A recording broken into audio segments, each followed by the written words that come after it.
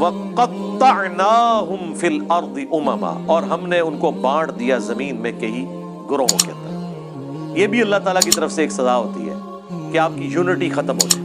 آج مسلمان بھی دیکھیں نا کئی گروہوں میں بٹ گئے ہیں، فرقہ واریت کے اعتبار سے بھی، ایون لسانیت کے اعتبار سے بھی آج بھی وہ تفریق باقی ہے، اجمی اور عربی والی۔ سب کانٹیننٹ کے لوگوں کو عربی کس طرح ڈیل کرتے ہیں؟ اپنے غلاموں کی طرح۔ تو اس طرح کی تفریق شروع ہو جاتی ہے، پھر صرف جمعے کے خطبوں میں رہ جاتا ہے کہ کسی عربی کو اجمی پر، کسی کالے کو سفید پر، کسی سفید کو کالے پر، کسی سرخ کو سیاہ پر، کسی سیاہ کو سرخ پر۔ کوئی فضیلت حاصل نہیں ہے۔ مسند احمد میں جو خطبہ ہے رسول اللہ صلی اللہ علیہ وآلہ وسلم کا حجۃ الوداع کا، تقریروں تک تو رہتا ہے، لیکن جیسے ہی ممبر سے نیچے اترتے ہیں پھر وہ ڈیفرنس شروع ہو جاتا ہے۔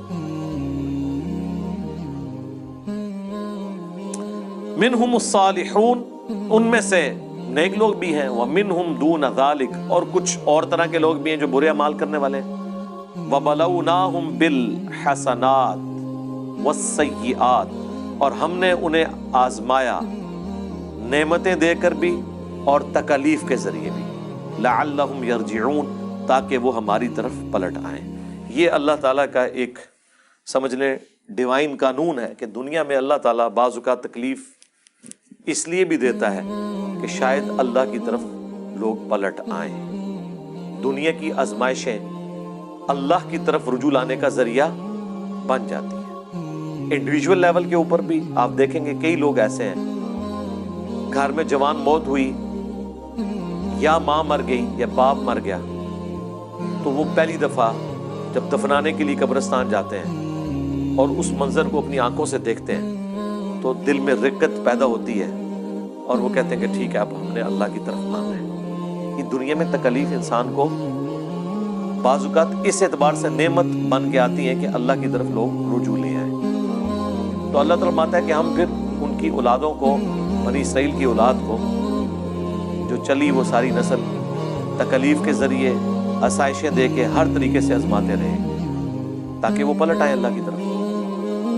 فخلف من بعدہم خلف، لیکن پھر جانشین ہوئے ان کے بعد وہ ناخلف لوگ، ورثوا الکتاب، جو کہ وارث ہوئے کتاب کے، یأخذون عرض هذا الادنی، اللہ اکبر، جو کہ لیتے ہیں دنیا کا ادنا مال، ویقولون، اور ساتھ یہ بھی کہتے ہیں، یعنی دین بیچتے ہیں، اور ظاہر ہے اس سے مراد عام لوگ نہیں تھے، بنی اسرائیل کے علماء تھے، دین تو انہوں نے بیچنا ہے نا، عام لوگوں نے تو سبزی پیاز بیچنا ہے نا، ان کی تو دین کی دکانداریاں نہیں ہے نا، دین تو انہوں نے بیچنا ہے نا۔ غلط فتوے، اللہ کی آیات کو بدلنا، بیچنا، یہ علماء کا کام ہے۔ دنیا کے چند ٹکوں کے عوض، اور وہ ساتھ کہتے تھے سَيُغْفَرُ لَنَا، اللہ ان قریب ضرور ہمیں بخش دے گا۔ ہم بھی کہتے ہیں نا یا اللہ جو کچھ بھی ہے تیرے محبوب کی امت سے ہے، دیکھو جی کلمہ پڑھے جی ایک نہ ایک دن جنت چلے ہی جانا ہے، ایسی یہ وہی چیز، وہی مینٹیلٹی بنی اسرائیل کے اندر موجود تھی۔ کام چک کے رکھو، ایک نہ ایک دن چلے جائیں گے۔ وَإِن يَأْتِهِمْ عَرَضٌ مِثْلُ، اور اگر آ جائے ان کے پاس اتنا مال اور، يَأْخُذُوا، لے لیں گے۔ وہی میں نے آپ کو یہاں پہ بھی بتایا، وہ علماء جو آپ کو کہتے ہیں غیر مسلم ملکوں میں جا کے نوکریاں نہ کریں، کافروں کے ملکوں میں آپ کی کمائی حرام ہے، انہی کو آپ ممبر سے اترنے کے بعد ڈالرز دینا چندے کے طور پر، کبھی کسی نے نہیں کہنا کہ یہ تو آپ کی کمائی کیا ہے۔ آج تک کسی چندہ دینے والے کو کسی عالم نے نہیں پوچھا کہ تو کسی سودی کاروبار میں تو نہیں ملوث؟ نہیں، بتانے کے لیے بہت اچھی بات ہے، پوچھیں گے نہیں کبھی بھی، آپ بتا کے بھی دیکھ لیں، واپس نہیں کریں گے انشاءاللہ، آپ کو مایوس نہیں لوٹائیں گے انشاءاللہ۔ یہاں پہ بھی اللہ ہمارا ان کو اور بھی ملے نہ ملے گا، یہ لیں گے۔ الم یؤخذ علیہم میثاق الکتاب، اللہ اکبر، کیا نہیں لیا گیا تھا ان سے کتاب کے بارے میں پختہ عہد، یعنی تورات کے بارے میں۔ مال تو ہاتھوں ہاتھ لیتے ہیں اور دین کے نام کے اوپر کمائیاں کر رہے ہیں، اور جو وہ دین تھا اس پہ عمل ہی کوئی نہیں ہے۔ جیسا میں نے کہا یہاں پہ لوگوں نے بزرگیاں تو اویل کی ہیں قرآن و سنت کے نام پہ، اور قرآن و سنت پہ عمل نہیں ہے، بلکہ یہ کہتے ہیں قرآن و سنت ڈائریکٹ نہ پڑھو گمراہ ہو جاؤ گے۔ اگلے دن ہمارے لائیو سیشن میں ایک بندے نے سوال کیا کہ میں ادھر کرسچنز کے ملک میں ہوں، وہاں پادری بھی یہ کہتے ہیں کہ ڈائریکٹ انجیل نہیں پڑھنی گمراہ ہو جاؤ گے۔ تو وہ کہہ رہا تھا کہ یار یہ کیا وجہ ہے کہ سارا مذہبی طبقہ ایک جیسا ہی ہے؟ میں کہ ہاں، مولوی سارے ایکو جینے پاویں، پادری ہون، پنڈت ہوں، چاہے مولوی ہوں مسلمانوں کے، یہ طبقہ ایک جیسا ہے۔ اس کی دو ریزن ہے۔ ایک تو یہ کہ انہیں یہ پتا چلے گا جب یہ کتابیں ڈائریکٹ پڑھیں گے نا تو کتابوں کا دین ان علماء سے مختلف ہوگا، تو ان کو سوال کریں گے حضرت اس میں تو یہ لکھا ہے آپ تو یہ کر رہے ہیں۔ دوسرا، ان کا جب دماغ کھلے گا اور ان سے سوال پوچھیں گے، اکثر چیزوں کے جواب نہیں ان کو آتے ہوں گے۔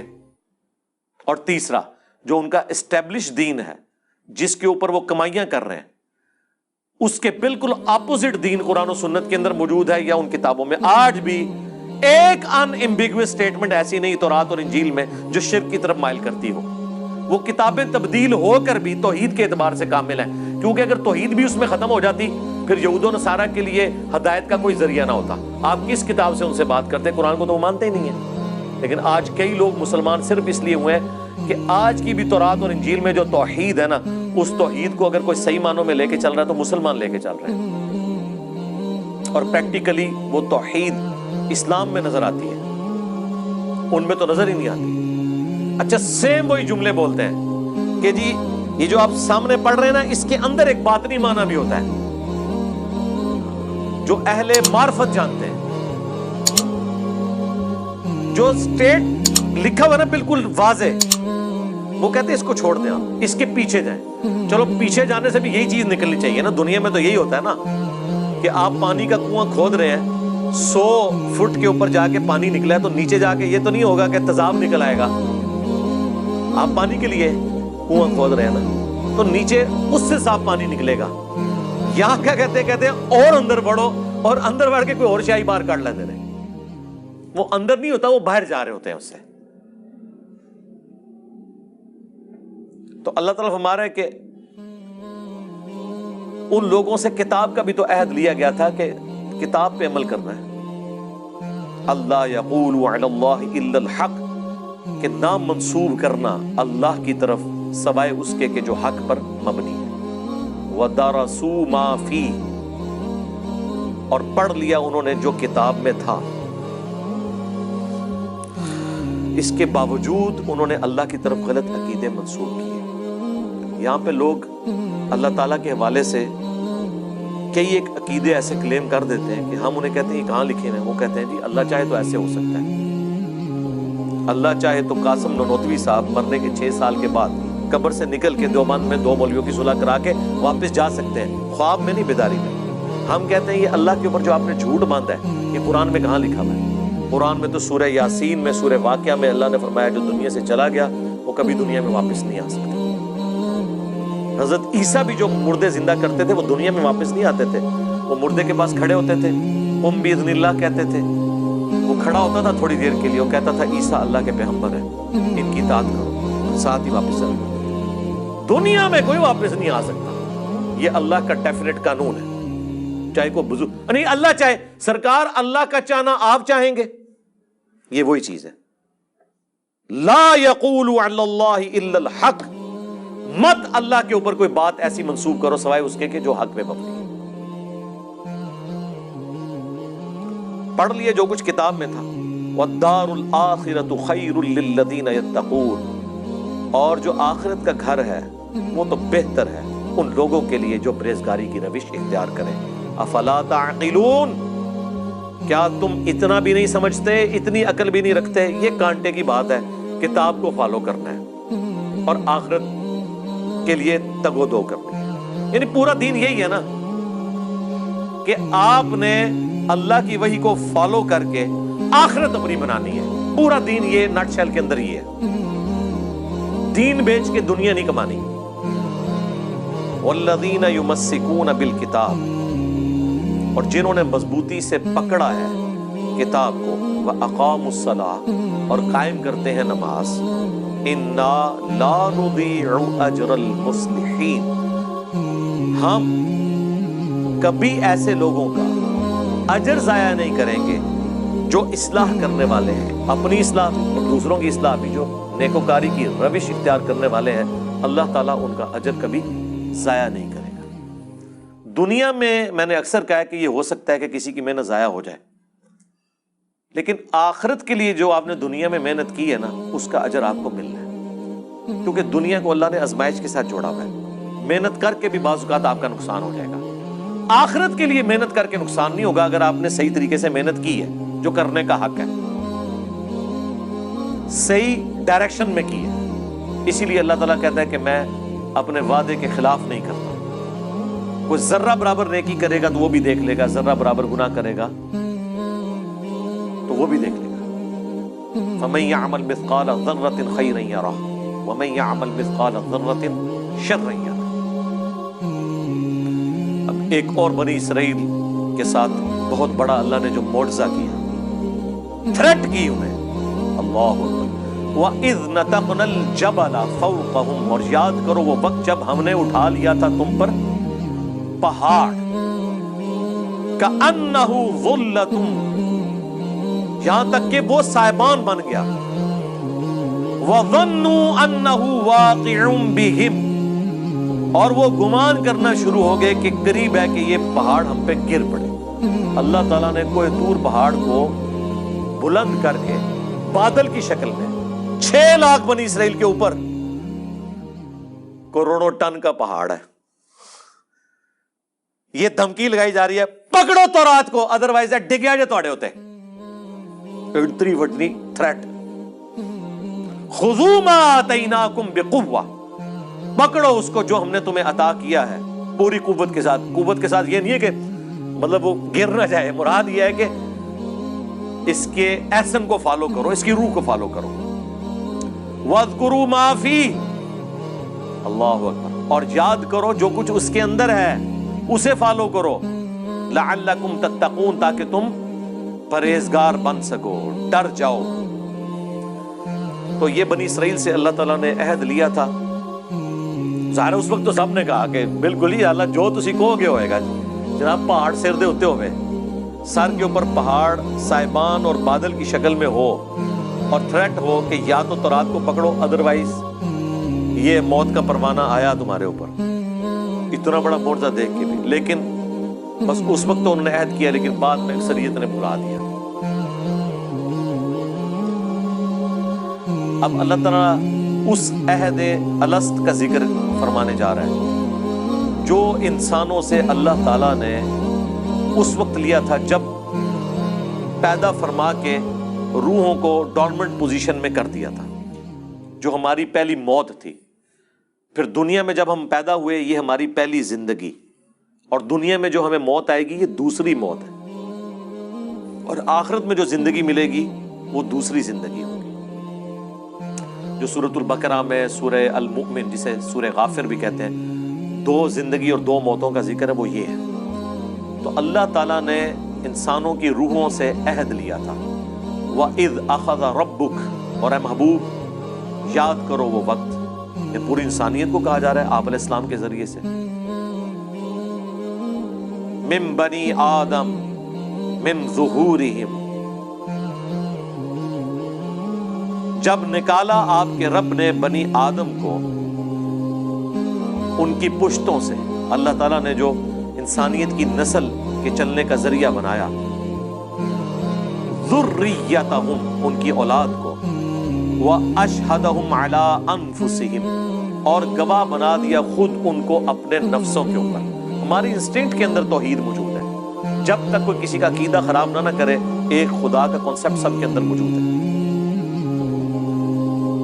کبھی بھی کوئی انسان دوسرے انسان کو جو کھانے کا محتاج ہو، نیند کا محتاج ہو، پیشاب کا محتاج ہو، اس کو خدا کے مقابلے پہ مشکل کشا کبھی نہیں مانے گا کوئی انسان، کبھی بھی، جب تک کہ اسے کوئی الٹی پٹی نہ پڑھا دے۔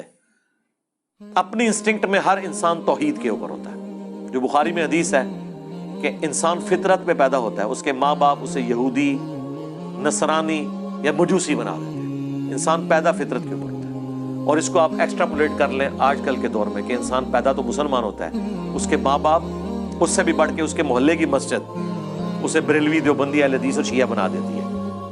اور دیکھیں کیسی جذباتی ایفیلیشن ہوتی ہے اپنے فرقے کے ساتھ، حالانکہ اس فرقے کی بنیاد صرف یہ ہوتی ہے کہ ابا جی اس فرقے سے ہوتے ہیں یا ان کے محلے میں جس مسجد سے انہوں نے قرآن پڑھا ہوتا ہے وہ اس فرقے کی ہوتی ہے۔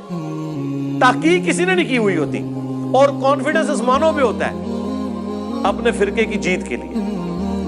جس طرح کرکٹ کی اور ہاکی کی ٹیمیں ایک ملکوں کی دوسرے ملکوں کے ساتھ اپنے ملک کی محبت میں کر رہے ہوتے ہیں، وہی والا حساب ہوتا ہے۔ علمی کوئی دلیل نہیں ہوتی، جذباتی ہوتی ہے۔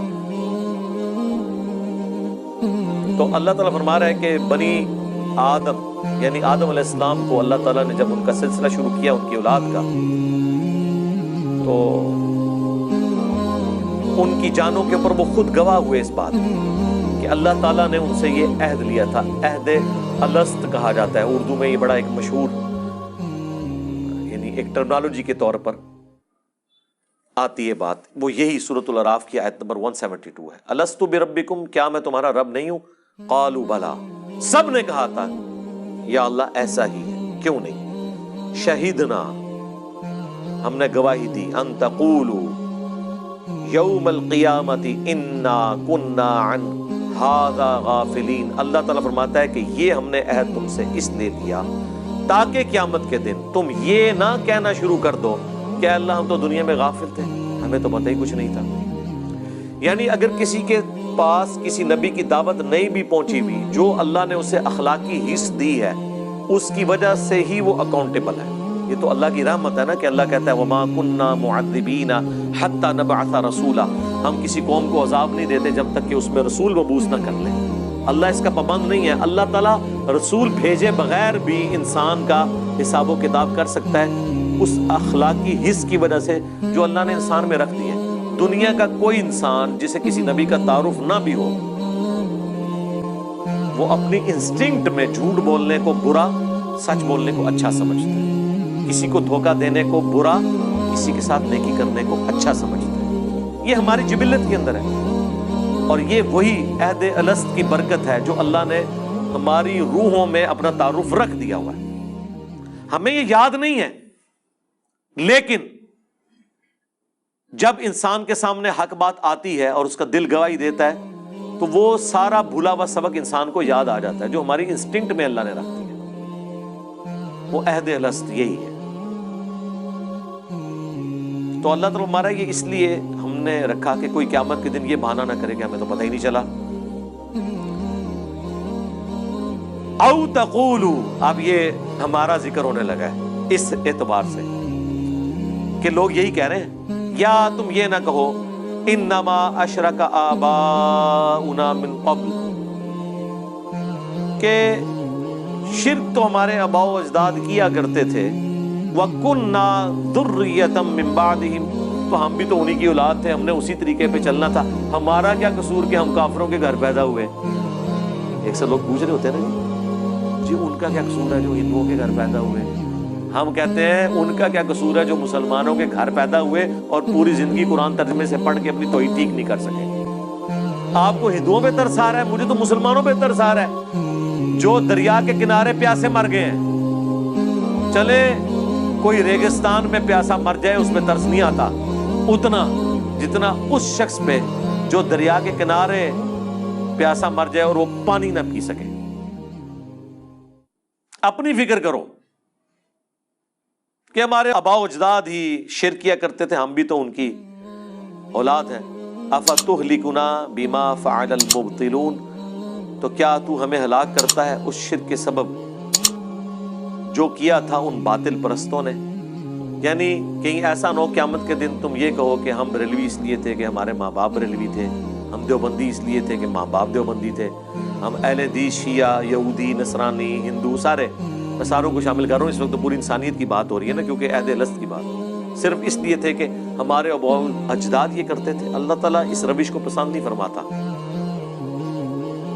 اس لیے اللہ نے کہا ہم نے تم میں عقل رکھی ہے کہ تم جو عہد الست جو تمہارے ساتھ ہوا تھا اس کے اوپر تفکر کر کے حق بات تک پہنچنے کی کوشش کرو۔ وَكَذَلِكَ نُفَصِّلُ الْآيَاتِ، اور اس طریقے سے ہم اپنی آیات کھول کر بیان کرتے ہیں، وَلَعَلَّهُمْ يَرْجِعُونَ، تاکہ وہ اس میں غور و تفکر کریں اور واپس پلٹ آئیں، کفر سے باز آ جائیں۔ اب میرے بھائیوں اگلی 2 آیات کے اندر بلعام بن بعورہ کا ذکر آنے جا رہا ہے. ہاں علماء کے فضائل بیان ہونے لگے ہیں، لیکن علماء سو کے کہتے ہیں کبھی کبھی علماء کے فضائل بھی بیان کرنے ہیں. دیکھیں اب قرآن میں جب آئیں گے تو ہم بیان کریں گے. بلعام بن بعورہ، بلعم بن بعورہ بھی اور بلعام بن بعورہ یہ دونوں الفاظ کے ساتھ تفصیل ملتی ہے. المستدرک للحاکم میں جو میں نے شروع میں تعارف کرایا، قرآن کی بیسٹ 3 تفسیر کے چیپٹر ہیں، بخاری کا کتاب التفسیر، ترمذی کا کتاب التفسیر اور حاکم کا. المستدرک للحاکم میں موجود ہے کہ یہ آیات ایک یہودی عالم کے بارے میں نازل ہوئی، بلعام بن بعورہ کے بارے میں. بڑا نیکوکار تھا اور صاحب کرامت تھا. آج کے دور میں سمجھ لیں علماء حقہ میں شامل تھا. علماء حقہ اہل سنت والجماعت. علماء حقہ تو لفظ ہی غلط ہے، حقہ نہیں ہوتا، حق ہوتا ہے. پیش بھی پڑھ سکتے ہیں حقہ. تو یہ علماء حق میں شامل تھا اس زمانے کے، لیکن دنیا کا کتا بن گیا.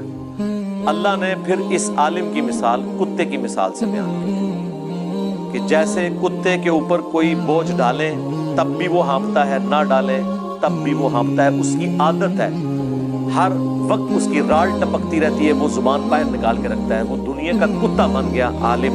ہم نے اسے علم کے ذریعے بلند کیا، لیکن اس نے اپنے آپ کو پستی میں گرا دیا. موسیٰ علیہ السلام کا دشمن بن گیا. اللہ نے اس کی مثال کتے کی بیان کی.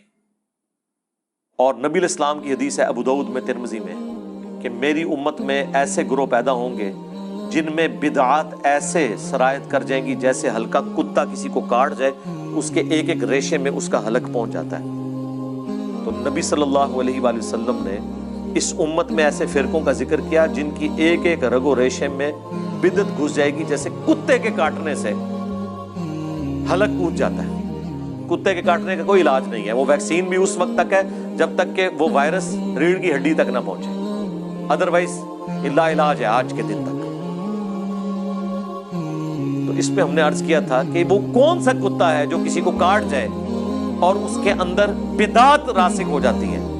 علماء ظاہر ہے کہ کسی طبقے میں دین کے نام کے اوپر برائی کوئی کھلاڑی تو داخل نہیں کرتا، دین کا کسٹوڈین نہیں داخل کرتا. تو حدیث میں بھی کتے کی مثال اور ان آیات کے اندر بھی کتے کی مثال اللہ تعالیٰ نے بیان کی ہے بلعام بن بعورہ کے بارے میں. وَاتْلُ عَلَيْهِمْ نَبَأَ الَّذِي آتَيْنَاهُ آيَاتِنَا، ان کو پڑھ کر سنائیے اس شخص کا حال جسے ہم نے وارث بنایا تھا اپنی آیات کا، علم عطا فرمایا تھا. فَانْسَلَخَ مِنْهَا، وہ خود ہی اس سے پٹا توڑ کے نکل گیا. یعنی ہم نے تو اسے بلند کیا تھا لیکن اس نے نافرمانی کی روش اختیار کی. فَأَتْبَعَهُ الشَّيْطَانُ، تب اس کے پیچھے لگ گیا شیطان. فَكَانَ مِنَ الْغَاوِينَ، تو وہ بھی گمراہوں میں شامل ہو گیا. علم دیا تھا لیکن علم پر عمل نہ ہو تو علم کس کام کا؟ جب تک آپ اس سے فائدہ نہیں اٹھائیں گے. اس سے کوئی علم کو اللہ تعالیٰ کنڈیم نہیں کر رہا کہ وہ گمراہ اس لیے ہوا کہ علم والا تھا، نہیں. گمراہ اس لیے ہوا کہ علم کے باوجود اس نے اپنے علم کے مطابق عمل نہیں کیا. اگر علم نہ ہوتا تو ویسے ہی گمراہ ہے، اس کا تو ذکر کرنے کی بھی ضرورت نہیں ہے. وَلَوْ شِئْنَا لَرَفَعْنَاهُ بِهَا، اور اگر ہم چاہتے تو بلند کر دیتے اس کا رتبہ. وَلَكِنَّهُ أَخْلَدَ إِلَى الْأَرْضِ، لیکن خود ہی اس نے اپنے آپ کو پستی میں گرا لیا. وَاتْبَعَ هَوَاهُ، اور اپنے خواہشات نفسانی کے پیچھے وہ لگ گیا. فَمَثَلُهُ كَمَثَلِ الْكَلْبِ، تو اب اس کی مثال ایک کتے کی سی ہے. إِن تَحْمِلْ عَلَيْهِ يَلْهَثْ، اگر اس کے اوپر کوئی بوجھ ڈالا جائے تب بھی وہ زبان ہانپے. او تترکہ یلہث، یا اسے اس کے حال پہ چھوڑ دیا جائے تب بھی وہ ہانپے. ذالک مثل القوم الذین کذبوا بآیاتنا، یہی حال ہوتا ہے ان لوگوں کا جو اللہ کی آیات کو جھٹلا دیتے ہیں.